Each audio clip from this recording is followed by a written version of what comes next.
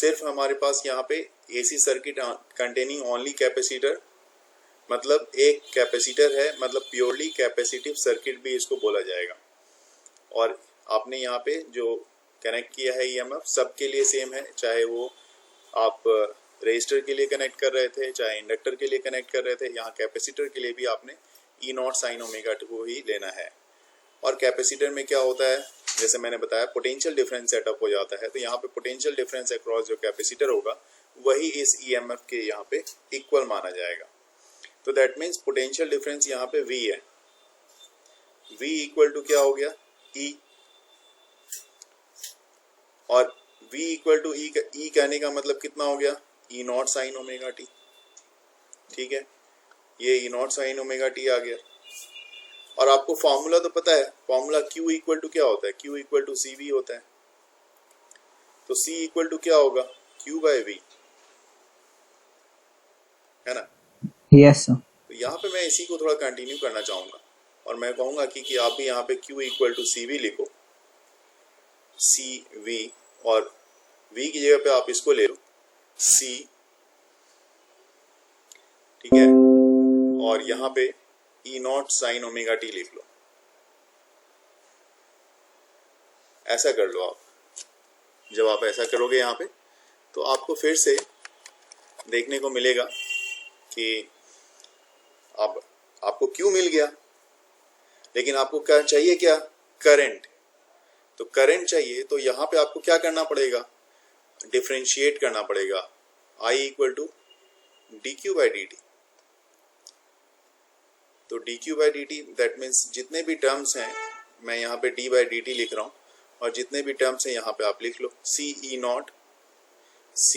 E not sine omega T, ये लिख लो आप यहाँ पे।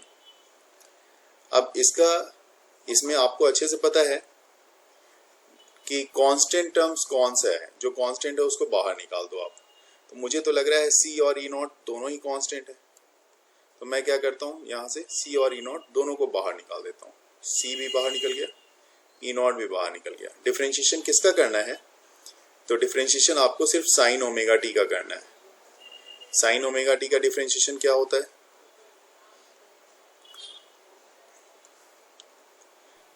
Minus cos omega T by omega. नहीं, और डिफरेंशिएशन, हाँ डिफरेंशिएशन ये हो जाएगा और सब कॉस, हाँ cos omega t into omega, है ना। तो I, yes sir. I equal to, अब आप कंटिन्यू करो, यहाँ पे देखो क्या बच रहा है, ये सी ई नॉट ओमेगा ये सब एक साथ ले लिया आपने, अब बच गया कॉस ओमेगा टी। तो पिछली बार भी तो हमारे पास कॉस ओमेगा टी बच गया था। तो अब यहाँ पे आप क्या करो, ये देखो ये सारा टर्म्स जो है इसको आप आई नॉट कंसिडर कर लो, जैसे लास्ट टाइम हमने किया था ना। तो यहाँ पे आप क्या कर लो, इसको लिखो I naught equal to C E naught omega. अब इसको आप ऐसा भी लिख सकते हो, E naught by 1 by omega C, ऐसा भी लिख सकते हो आप, जिसको आप आई नॉट बोल रहे हो। ये आई नॉट क्या बतलाता है, ये आई नॉट बतलाता है करंट एम्पलीट्यूड को, क्योंकि मैक्सिमम वैल्यू ऑफ करंट या पीक वैल्यू ऑफ करंट है, इसलिए इसको करंट एम्पलीट्यूड भी बोला जाता है हर केस में, रेजिस्टेंस के केस में भी, इंडक्टर के केस में भी। तो अब ये आपके पास आ गया I equal to I naught cos omega t. फिर से कन्वर्जन करना पड़ेगा क्योंकि मुझे टर्म तो साइन का चाहिए ना। तो आई इक्वल टू यहाँ पे आप क्या लिख सकते हो, आई नॉट, इसको मैं डायरेक्ट यहाँ पे लिख देता हूँ sine omega T plus pi by 2। अब यहाँ पे इसका मतलब करंट यहाँ पे क्या कर रहा है, लीड कर रहा है। देखो ध्यान से आपको पता चल जाएगा, करंट लीड कर रहा है इस केस में, और इंडक्टर के केस में क्या कर रहा था, वो लैग कर रहा था, यहाँ पे लीड कर रहा है। तो फेजर डायग्राम में भी चेंजेस आएगा, देखते हैं। ये देखिए, अब यहाँ पे फेजर डायग्राम देखेंगे, पहले ईएमएफ के लिए ड्रॉ कर लेते हैं। जैसे हमेशा ड्रॉ करते हैं, है ना, ऐसा वेव की तरह।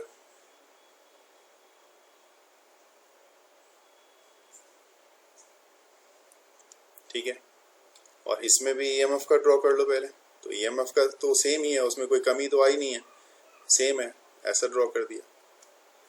ठीक है, इसमें दिखाया मैंने कि मैक्सिमम पोजीशन कहाँ पे है इसकी ईएमएफ की।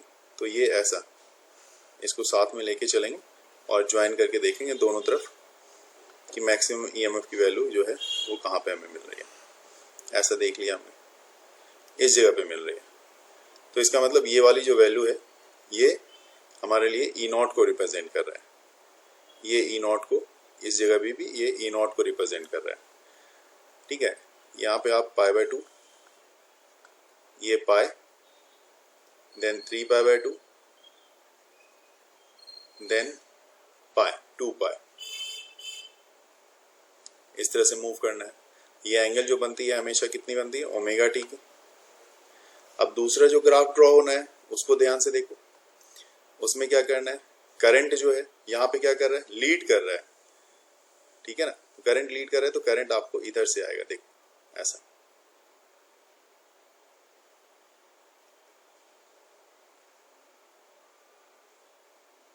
ऐसा जाएगा, ये π/2 से होता हुआ, 3π/2 से होता हुआ ऐसा जा रहा है। फिर से थोड़ा सा क्लीन करके बता देता हूँ। यहाँ पे ये आया और यहाँ से ऐसा। तो अभी क्या है, ये π/2 पे जिस समय था, होना चाहिए था मैक्सिमम वैल्यू जिसमें ये दे रहा है, उसी समय ये पहले से ही लीड कर रहा है π/2 से।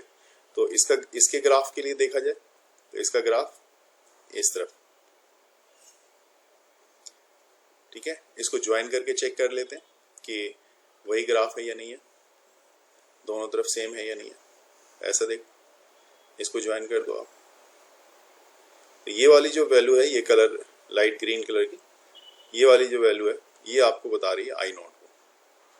यहाँ पे ये आई नॉट को रिप्रेजेंट कर रही है। तो आई नॉट जो है वो ऑलरेडी आपका कितना दिखा रहा है, ये देखो π/2 से, ओमेगा टी से π/2 से आगे है। यहाँ पे ये π/2 से इंक्रीज किया हुआ है। तो दैट मीन्स यहाँ पे आप ये कह सकते हो कि करंट क्या कर रहा है, करंट इस केस में लीड करता है। कितने से, ईएमएफ से π/2 फेज एंगल से लीड कर रहा है। ठीक है, तो ये यहाँ पे 1 मार्क्स में ये भी वही पार्ट है, सेम पार्ट है जिसको यहाँ पे मैं समझ सकता हूँ।